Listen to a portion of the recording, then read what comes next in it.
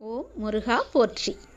ஓம் சரவண பவ. உன்னுடைய வாழ்க்கையை புதியதொரு வாழ்க்கையாக மாற்றி அமைத்து நான் உனக்கு தரப்போகின்றேன். புதியதொரு வாழ்க்கையை நீ வாழப் போகின்றாய். உனக்காகவே நான் அதை உருவாக்கியிருக்கின்றேன். அதில் உன்னை வழிநடத்தி செல்பவனும் நானே. தடை ஏதுமில்லை உனக்கு. உன்னை வழிநடத்தி சென்று கொண்டிருப்பவன் நான் தான் என்பதை நம்பி முன்னேறி கொண்டே இரு. தயங்காமல் நீ முன்னேற வேண்டும். அப்போதுதான் நான் உனக்கான சரியான பாதையை அமைத்து தர முடியும். உன் வாழ்வில் சிக்கலான சவாலான விஷயங்களுக்கு இப்போது நீ விடை காணப் போகின்றாய். நீண்ட நாட்கள் அதற்கு விடை கிடைக்காமல் இருந்தது அல்லவா? இப்போது அதற்கு விடை கிடைக்கப் போகிறது.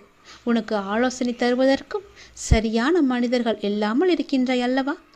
அது இப்பொழுது உனக்கு சரியான நபர்களிடமிருந்து சரியான ஆலோசனை வந்து சவாலான விஷயங்களை எல்லாம் எதிர்கொண்டு அதற்கு விடை கண்டு அதில் நீ வெல்லப் போகின்றாய். தைரியமாக இரு. உனக்கு நான் இருக்கின்றேன். நானே கூட அந்த ரூபத்தில் வரலாம். உனக்கு எல்லா உதவிகளையும் நானே செய்கின்றேன். உன்னை நான் அனுப்பியிருக்கும் நபர் கூட உனக்கு உதவிகள் செய்வதற்காகத்தான் உன்னை நோக்கி வந்து கொண்டிருக்கின்றார்.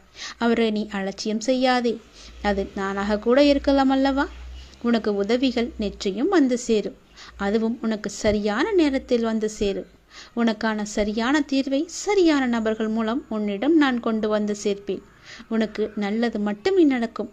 உனக்கு நல்ல தீர்வை நான் வழங்குகின்றேன்.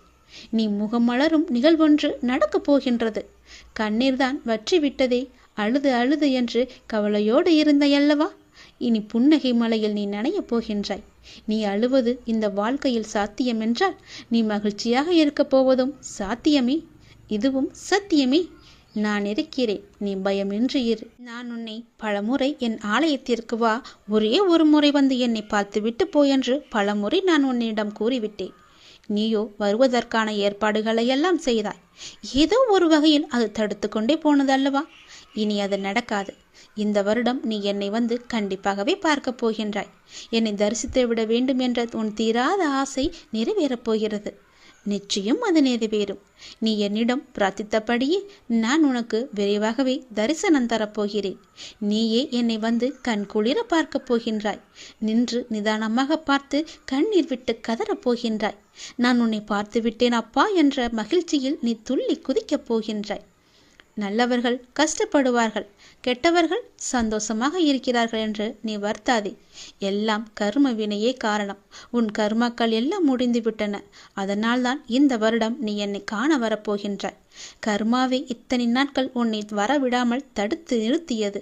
அதனால் எல்லா கர்மாக்களையும் சென்ற வருடத்தோடு நான் உனக்கு முடித்து விட்டேன். இனி உன் வாழ்வில் நல்லது மட்டுமே நடக்கப் போகின்றது. அதற்கான சிறந்த அறிகுறியாக நீ என்னை வந்து தரிசிக்கப் போகிறாய். நான் உனக்கு ஆசிகள் வழங்கப் போகிறேன். என் அன்பும் ஆசியும் ஆசீர்வாதம் எப்பொழுதுமே உனக்கு இருக்கப் போகிறது. நிலையான வருமானத்தை நான் உனக்கு தரப்போகின்றேன். தகுந்த வெகுமதிகளை நான் உனக்கு அள்ளி அள்ளி தரப்போகின்றேன். எல்லாவற்றிற்கும் காலம் வரும்போது அந்த கடவுள் உனக்கு பதில் சொல்வார் என்று சொன்னேன் அல்லவா? அது இதுதான். நான் சொன்னால் பழிக்கும், என்னுடைய வாக்கு பழிக்கும் என்று பல பேர் சொல்லியிருப்பார்கள். கேட்டிருக்கிறீர்களா? அது எப்படி அவர்கள் சொன்னால் பழிக்கும் என்று தானே கேட்கிறீர்கள்? இந்த நான் சொல்லும் எல்லாமே அவர்களிடம் இருந்தால் அவர்கள் சொல் நிச்சயமாகவே பழிக்கும். அது என்ன? நான் சொன்னால் பழிக்கும், என் வாக்கு பழிக்கும் என்று தங்களை பற்றி சிலர் சொல்லிக்கொண்டே இருப்பார்கள். அது என் விஷயத்திலும் உண்மையாக நடக்கிறது. யாரையும் வஞ்சிக்காத ஒருவன், கடவுள் மீது அதிக நம்பிக்கையுள்ள ஒருவன் மனதார சொல்லும் எந்த வார்த்தைக்குமே உயிர் இருக்கிறது. அந்த உயிர் தன் சக்தியை காட்டிவிடுகிறது. ஆத்திரத்தில் சொல்லும் வார்த்தைகள் மட்டுமின்றி இயற்கையாக வந்து விழும் வார்த்தைகளுமே பழுத்து விடுகின்றன. எல்லாவற்றிற்கும் காரணம் தெய்வ, அதாவது குரு நம்பிக்கைதான் காரணம். குருவின் மீது முழுமையாகவே நம்பிக்கை வைத்திருப்பவன், குரு மீது முழுமையான பக்தி வைத்திருப்பவன், அசைக்க முடியாத நம்பிக்கை, சொல்லப்போனால் முழுமையான குரு மீதான அடிமை என்று கூட சொல்லலாம். அவர்கள்தான், அவர்கள் சொல்லும் வார்த்தைகள்தான் பழிக்கும். ஏனென்றால் அவர்களுக்குள்ளே அந்த கடவுளே உயிராக இருக்கிறார். அவர்களுக்குள் இருந்து சொல்லும் வார்த்தைகள் எல்லாமே கடவுளுடைய சொல். அவர்கள் சொன்னால் நிச்சயமாகவே பழிக்கும். சில பேர் சொல்லிக் கொண்டே இருப்பார்கள், நான் சொன்னால் பழிக்கும், நான் சொன்னால் நடந்துவிடும் என்று. அவர்களுக்கு நான் சொன்ன இந்த அத்தனை நம்பிக்கையும் அத்தனை அறிகுறிகளும் இருக்கிறதா என்று பாருங்கள்.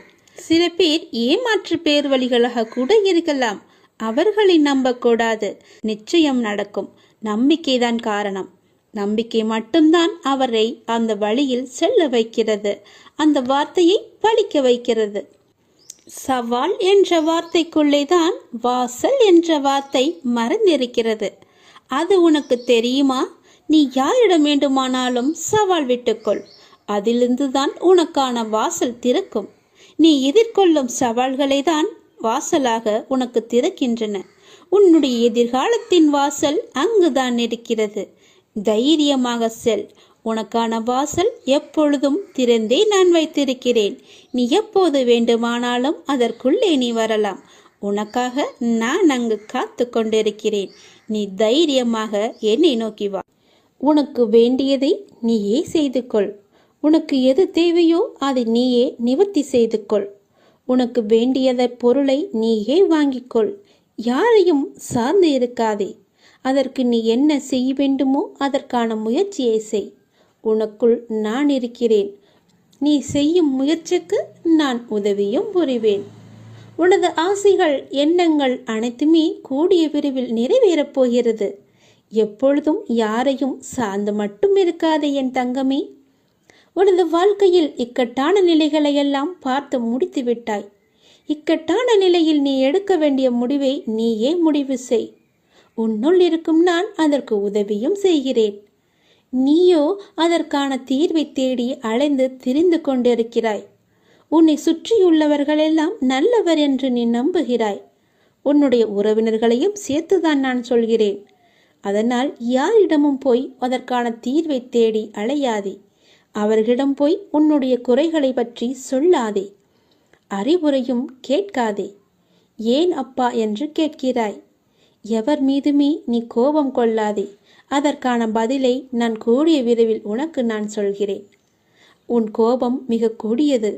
உதவி புரிவர்களிடம் மட்டுமல்ல, உன்னை உதாசீனப்படுத்தியவர்களிடமும் நீ எப்போதும் அன்பையே காட்டு. ஏன் அனைவரிடமும் அன்பாகவே பேசிப்பார். நீ வருத்தப்படுவதால் எதுவுமே மாறப்போவது கிடையாது. நம்பிக்கையோடு கம்பீரமாக உன்னுடைய குறிக்கோள் எதுவோ அதை நோக்கி சென்று கொண்டே இரு. உன்னுடைய சொந்த காலில் நிற்பதற்கான முயற்சியை செய். அதற்கு நிச்சயம் என்னுடைய உதவி இருக்கும். அதனால் கவலையற்று இரு. நீ அதை அடைய நான் உனக்கு நிச்சயமாகவே துணை இருப்பேன். இது என்னுடைய சத்திய வாக்கு. என் குழந்தைக்கு நான் கொடுக்கும் வாக்குறுதி. நான் உன் முன்னேதான் சென்று கொண்டு இருப்பேன். எதற்காகவுமே கலங்காதே. அப்பா என்னை தனியாக விட்டுக்கொண்டு முன்னே சென்று கொண்டிருக்கிறாரே என்று பயப்படாதே. நீ செல்லும் பாதையில் நிறையவே முட்கள் இருக்கின்றன.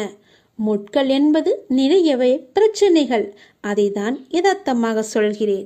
நிறையவே பிரச்சனைகள், தடங்கல்கள் எல்லாமே இருக்கின்றன. அவற்றையெல்லாம் களைவதற்காகத்தான் நான் முன்னே சென்று கொண்டிருக்கிறேன். நான் போகிற வழியிலேயே நீயும் வா. நிச்சயமாகவே நான் உன்னை கரை சேர்த்து விடுவேன். நீ எப்பொழுதெல்லாம் என்னை கூப்பிட்டாயோ உடனே திரும்பி வந்து விடுவேன். உன்னை கைப்பிடித்து நானே அழைத்துச் செல்கிறேன். என் வழியில் நீ வா. நல்லதே நடக்கும் உனக்கு. நீங்கள் என் உதவியையும் வழிகாட்டுதலையும் நாடினால் நான் உடனடியாக அதை உங்களுக்கு தருவேன். எப்பொழுது தருவேன் என்று கேட்கிறாயா? நீ என் மீது முழு நம்பிக்கையோடு முழு பக்தியோடு இருக்கும் பட்சத்தில் நான் அதை உங்களுக்கு தருவேன். இந்த உலகில் புதியது எது? எதுவும் இல்லை. இந்த உலகில் பழையது எது? எதுவும் இல்லை. எல்லாம் எப்பொழுது இருந்தது, மேலும் எப்போது இருக்கும். நமது கர்மாவே நமது இன்பத்திற்கும் துக்கத்திற்கும் காரணம். அதனால் உனக்கு என்ன நேர்ந்தாலும் அதை நீ பொறுத்துக்கொள். இறைவனுடன் முழுமையான இணக்கத்துடன் வாழ கற்றுக்கொண்டால் மட்டுமே உங்கள் எதிர்கால வாழ்வு மகிமையடையும். நீ என்னை சரணாகதி அடைந்து பணிந்தால் மட்டுமே என்னால் உனக்கு பலவிதமான நன்மைகளை செய்ய முடியும். எல்லா சந்தர்ப்பங்களிலும் உன்னை அன்போடு அரவணைத்து கொண்டு தான் வருகிறேன். நீதான் அதை பெரிதாக எடுத்துக்கொள்ளவில்லை. உனக்கு அது தெரியவும் இல்லை. என் பிள்ளை, உனக்கு செய்ய வேண்டியதை தக்க சமயத்தில் நான் செய்து கொண்டுதான் இருக்கிறேன். நன்கும் செய்வேன். சற்று நீ பொறுமையாக இரு. என் மீது நம்பிக்கையாக இருக்கும்போது உனக்கான நியாயத்தை நான் செய்யாமல் போவேனா? என் குழந்தைக்கு நான் எப்பொழுதும் தீங்கு செய்ய மாட்டேனே. நீ இழந்த அனைத்தையும் மீண்டும் பெறுவாய். அதற்கு நானே பொறுப்பெடுத்துக் கொள்கிறேன். நீ விரும்புவது தாமதமாவது எல்லாமே எதனால் என்று யோசித்து பார்த்தாயா? நீ முன் ஜென்மத்தில் செய்த கர்மா வினையால் தான். கர்மா இப்போது உன்னை ஆட்டி படைத்துக் கொண்டிருக்கிறது. உன் சந்தோஷத்திற்காக உன் கர்மாக்களை எல்லாமே நான் தட்சணையாக எடுத்துக்கொண்டேன். உனக்கு பல விதத்தில் புண்ணியங்களை நான் உண்டாக்கி கொண்டிருக்கிறேன். என் சொல்படி கேட்டுக்கொள். உன் கர்ம வினைகளை விரைந்து முடிக்கவே நானும் போராடி கொண்டிருக்கிறேன் என்பதை நீ மறந்து விடாதே. அதுவரை நீ கொஞ்சம் அமைதியாக இரு என் தங்கமே. நீ என்னிடம் எதையும் வேண்டினால்தான் நான் செய்வேன் என்று அல்ல. உனக்கு எதை, எப்பொழுது, எப்படி, எங்கு செய்ய வேண்டும் என்று எனக்கு நன்றாகவே தெரியும். உனது ஆசைகள் என்ன, உன்னுடைய எண்ணங்கள் என்ன, எல்லாமே எனக்கு தெரியும். உன்னுடைய ஆசைகள், எண்ணங்கள் அனைத்துமே கூடிய விரைவில் நிறைவேறப் போகிறது. உனக்காகத்தான் நான் அதற்காகத்தான் பாடுபட்டு கொண்டிருக்கிறேன். ஆனால் நீயோ உன் மீது அன்பும் அக்கறையும் இல்லாத உன் சுற்றத்தார்கள் சில பேரிடம் போய் இப்படியெல்லாம் அறிவுரை கேட்கிறாய். எவர் மீதுமே கோபம் கொள்ளாதே. யாரிடமும் போய் எதையுமே கேட்காதே. உனக்கு வேண்டியது எல்லாமே நானே செய்து தருகிறேன் குழந்தையே. வாழ்க்கையில் எல்லோருக்குமே எல்லாமே நடந்து விடாது. சிலருக்கு நடக்கும், சிலருக்கு நடக்காது. சிலருக்கு நடப்பது எதற்கு என்று அவர்களுக்கே தெரியாது. ஏனென்றால் வாழ்க்கையில் சில நிகழ்வுகள் காரணமின்றி நடக்காது. எல்லாம் உனக்கான நன்மை என்று நீ நினைத்துக்கொள். எதிர்மறையிலும் எப்போதுமே நேர்மறையாய் மட்டுமே யோசிக்க வேண்டும். நேர்மறையாய் மட்டுமே யோசித்து செயல்பட்டு பார். உனக்கு எப்படியெல்லாம் நன்மைகள் நடக்கிறது என்று. உனக்கு துன்பமான நேரத்தில் நீ அந்த துன்பங்களை மட்டுமே நினைத்து கொண்டிருக்கிறாய். அதனால்தான் உன்னை சுற்றி பல கவலைகள் வந்து உன்னை ஆக்கிரமித்து கொண்டிருக்கின்றன. அந்த எல்லாமே விட்டுவிட்டு நேர்மறையாய் சிந்தித்துப்பார். அந்த கவலைகளை தூக்கி எறிந்து நல்லது மட்டுமே நினைத்துப்பார். அது போக வழியில் போகட்டும் என்று விட்டுவிடு. எல்லாமே உனக்கு நல்லதாகவே அமையும். துன்பங்களை பார்த்தால் உனக்கு துன்பம்தான் வரும். வரப்போகும் நன்மைகளை எதிர்கொண்டு எப்படி நான் நன்றாக இருக்கலாம் என்று யோசித்துப்பார். உனக்கு பல வழிகளில் நன்மை வந்து குமியும் நேரம் இது. அதனால் தான் சொல்கிறேன், நீ கவலைப்பட்டு கொண்டே இருப்பதால் எதுவுமே ஆகப் போவது கிடையாது.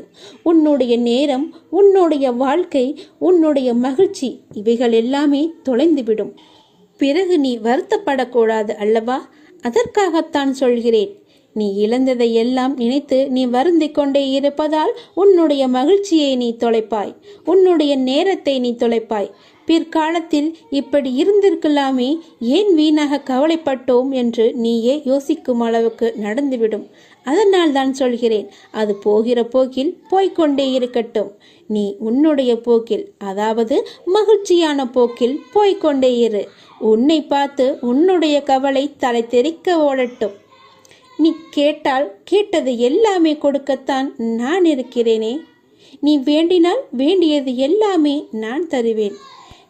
நான் உன் வீட்டில் தானாகவே வெளிப்படுவேன். இவற்றை எல்லாமே செய். நிச்சயமாக நானே உன் வீட்டில் சுயம்பாக வெளிவருவேன்.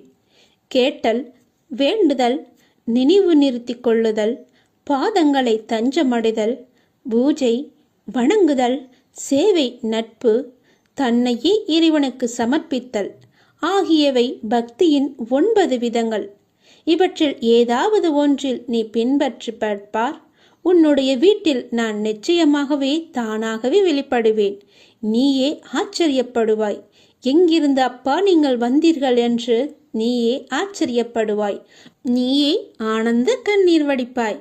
என் அப்பா என்னுடன் வந்து விட்டார் என்று.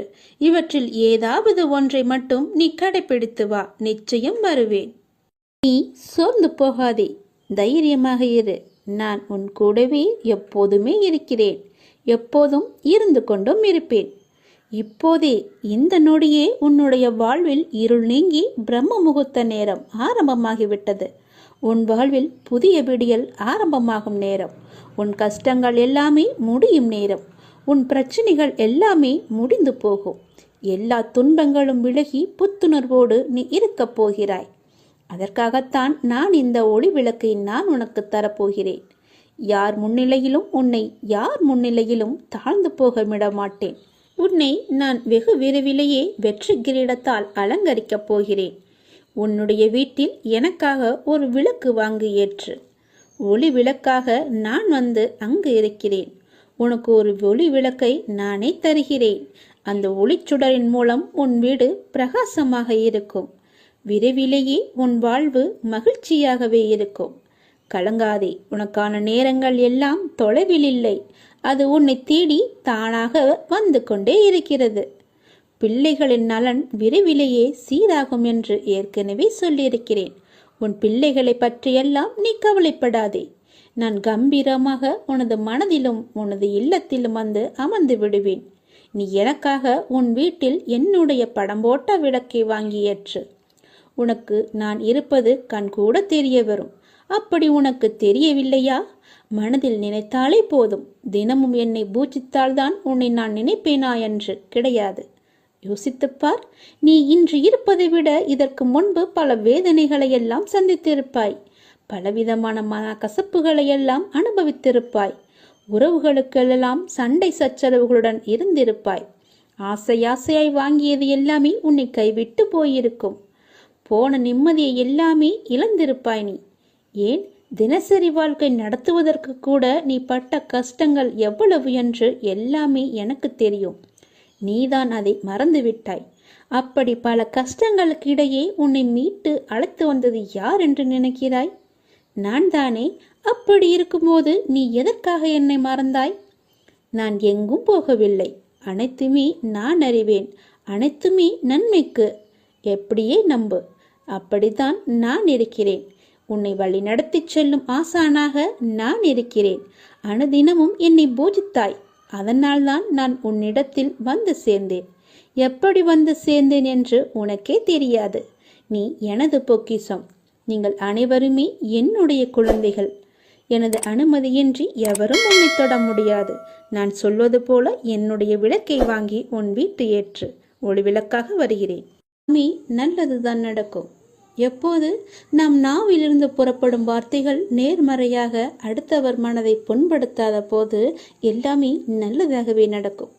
நம்முடைய நாக்குக்கு அப்படி ஒரு சக்தி இருக்கிறது. நம் நாக்கு வன்மையானது. இதனால் நாவின் உதவியோடு உருவாகி வெளிப்படும் வார்த்தை அதைவிட வன்மையானது, மிகவும் கடினமானது. ஒருவர் எதை காத்திட முடியாவிட்டாலும் நாவையாவது அடக்கி காத்திட வேண்டும். இல்லையேல் அவர் சொன்ன சொல்லை அவர் துன்பத்திற்கு காரணமாகிவிடும். நாம் அடக்கத்துடன் இருப்பது அவசியம். புலனடக்கம் என்பது ஐம்புலனுக்கும் உரியதுதான்.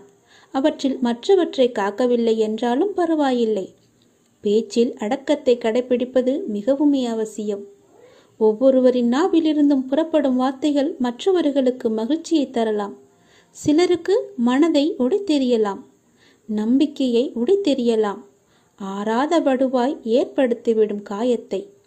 ஒருவரை சிந்தித்து வாழ வைக்கலாம், மற்றொருவரை சாக கூட துண்டலாம். ஒரு நொடி பொழுதில் நம்மை உயர்வடையவும் செய்யும், தாழ்வடையவும் செய்யும். கூடியவரை கடுஞ்சொற்களை தவிர்த்து விடுவதுதான் நல்லது. சினத்தால் வெளிப்படும் சொற்கள் காயப்படுத்துவதை விட ஏளனமாக புறக்கணித்து பேசும் வார்த்தைகளே அதிக வலியினை தரும். திருவள்ளுவரே சொல்கிறார், தீயினார் சுட்ட புண் உள்ளாரும் ஆறாதே, நாவினால் சுட்டவடு என்று. தீயினால் சுட்ட புண்ணானது ஆறிவிடக்கூடியது. அதன் தழும்பு கூட மறைந்துவிடக்கூடும். ஆனால் ஒருவரை நாம் கோபத்தால், வெறுப்பால், புறக்கணிப்பால் அல்லது அகந்தையால் நாவடக்கமின்றி பேசுவதால் அவர்கள் மனத்தில் உண்டாகும் காயம் என்பது ஆறவே ஆறாது. இதனை வலியுறுத்தவே யாகாவாராயினும் நாகக்க என்றும் கூறுகிறார் அவர்.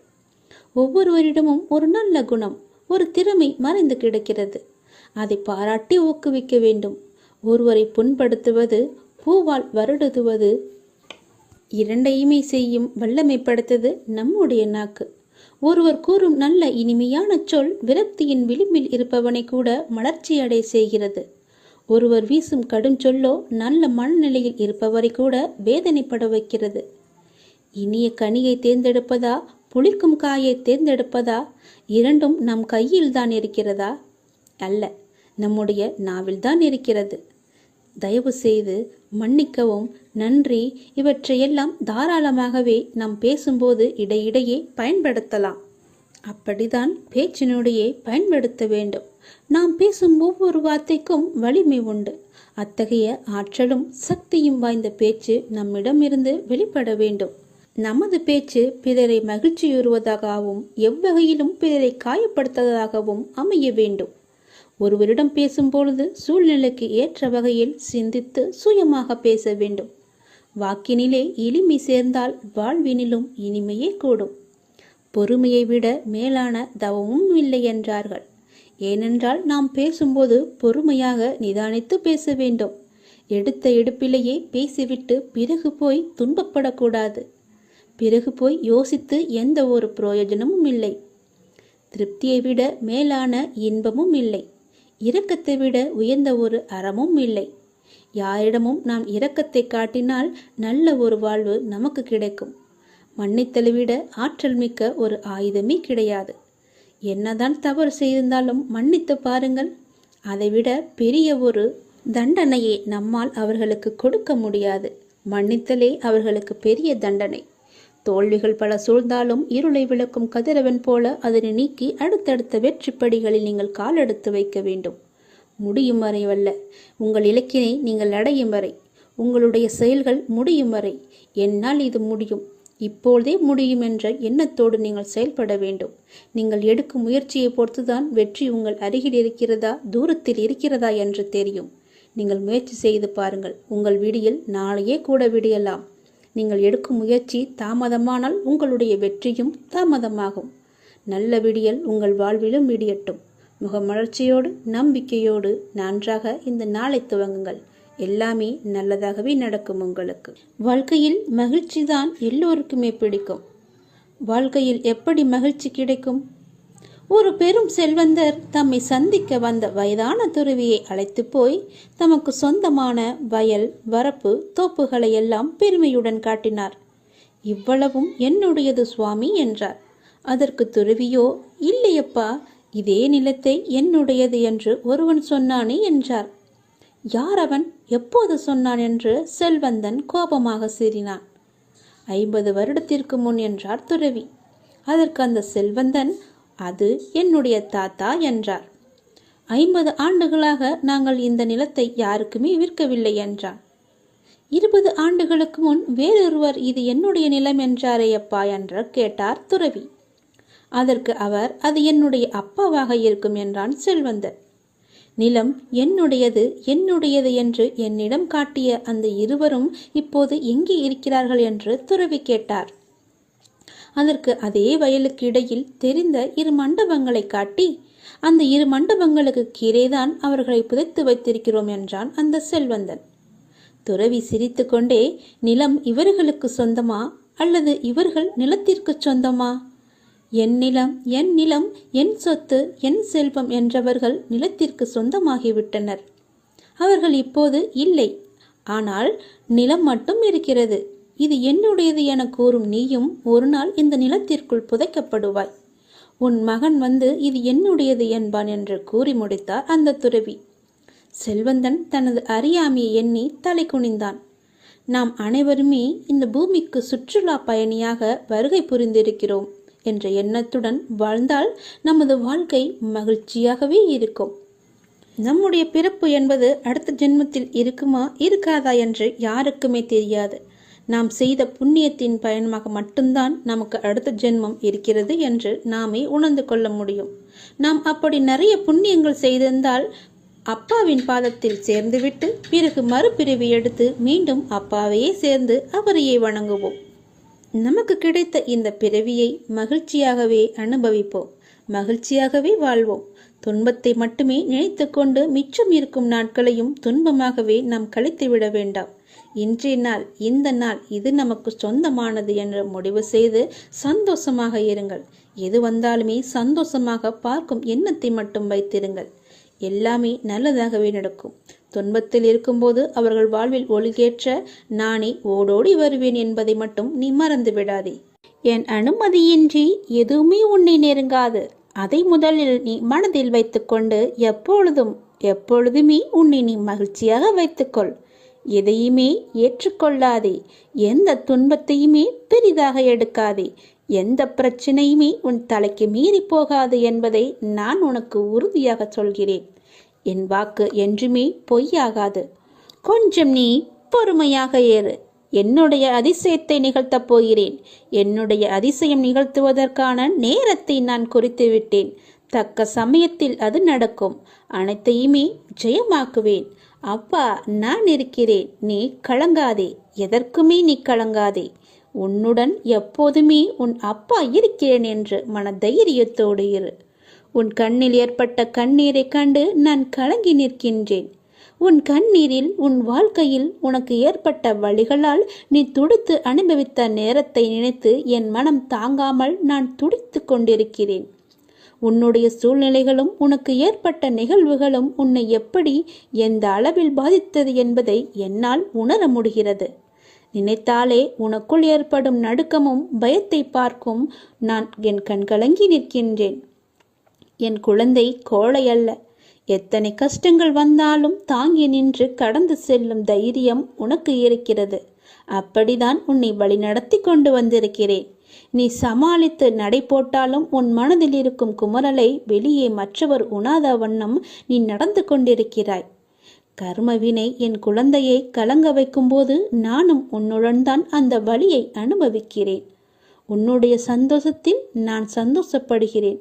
உன்னுடைய துக்கத்திலும் உன்னுடன் தான் நான் இருக்கிறேன். உன் வழியை மாற்றுவேன். என் பிள்ளையின் வளர்ச்சிக்காக நான் நிச்சயமாகவே பாடுபடுவேன். உன் கண்ணீர், கவலை எல்லாமே முடிய போகிறது. கூடிய விரைவில் உனக்கான வெற்றி இலக்கு காத்து கொண்டு இருக்கிறது. நீ இப்போது பந்தய கோட்டை எட்டும் தருவாயில் இருக்கிறாய். அது உன்னை சோதித்து பார்க்கும். உன் பலம் என்ன, உன்னுடைய நம்பிக்கை என்ன, உன்னுடைய பலவீனம் என்ன, உன் நம்பிக்கை எந்த அளவில் இருக்கிறது என்று. அந்த கட்டத்தில் தான் நீ இப்போது இருந்து கொண்டிருக்கிறாய். உன் வாழ்க்கைக்கு பொறுப்பாளி நான் தான். நானே எல்லாவற்றையும் பொறுப்பெடுத்துக் கொள்கிறேன்.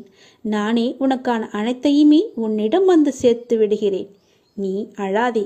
உனக்கான அனைத்தும் என்னிடம் தயாராக உள்ளது. அது மற்ற விஷயங்கள் போல் நிலையற்றவை அல்ல. உன் வாழ்க்கைக்கு அர்த்தத்தை கொடுக்கும் பொக்கிஷம். உன்னுடன் எப்பொழுதுமே நான் இருப்பேன். அதை மட்டும் நீ மறந்து விடாதே. அதிசயத்தை நான் நிகழ்த்தப் போகிறேன். அந்த அதிசயம் எப்போது, எப்படி, எங்கு, எந்த நொடி நடக்கும் என்று உனக்கு தெரியாது.